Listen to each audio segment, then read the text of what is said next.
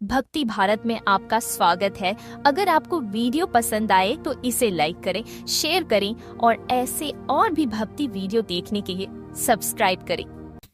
माघ मास 27वां अध्याय। पति को गंगा जल ले जाते हुए उससे वह प्रेत जो वहाँ खड़ा था उससे गंगा जल मांगने लगा और बोलने लगा, मैंने इसका कुछ बहुत महात्म्य सुना है गंगा जल का।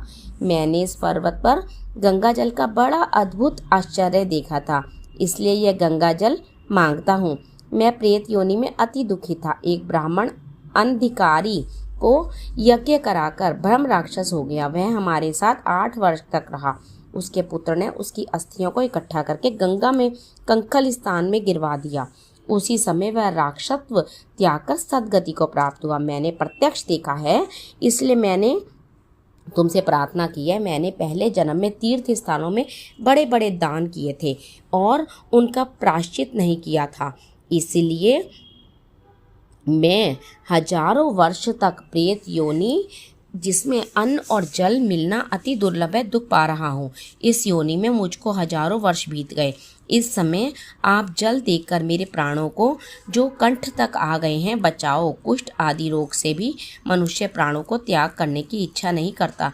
देवदूती कहने लगे कि उस प्रेत के वचन सुनकर वह ब्राह्मण बड़ा विस्मित हुआ और वह अपने मन में विचारने लगा कि संसार में पाप और पुण्य के फल अवश्य आ पड़ते हैं। देव, दानव, मनुष्य, कीड़े मकोड़े भी रोगों से पीड़ित होते हैं। बाल तथा वृद्धों के मरण, अंधा तथा कुबड़ापन, ऐश्वर्य, दरिद्रता, पांडित्य तथा मूर्खता सब कर्मों से ही होता है। इस कर्म भूमि में जिन्होंने न्याय से धन इकट्ठा किया है वह धन्य हैं, वह धनवान होते हैं। यह सुनकर प्रेत गदगद प्राणी वाणी से बोला, हे पथिक, मैं जानता हूँ कि आप सर्वज्ञ हैं। आप मुझको जीवन का आधार जल इस प्रकार दो जैसे मेघ घातक को चातक को देता है।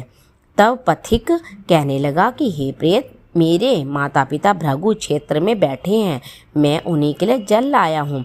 अब बीच में तुमने गंगा के संगम का जल मांग लिया। अब मैं इसी धर्म संदेह में पड़ गया हूँ तथा कांड वस्तु में यज्ञों को इतना नहीं मानता जितना प्राण रक्षा को मानता हूँ। इसलिए प्रेत को जल देकर तृप्त करके माता पिता के लिए जल फिर लाऊंगा। लोमश जी कहने लगे, इस प्रकार उस पथिक ने गंगा यमुना के संगम का जल उस प्रेत को दिया। उस प्रेत ने प्रीतिपूर्वक जल को पिया। उसी समय वह प्रेत शरीर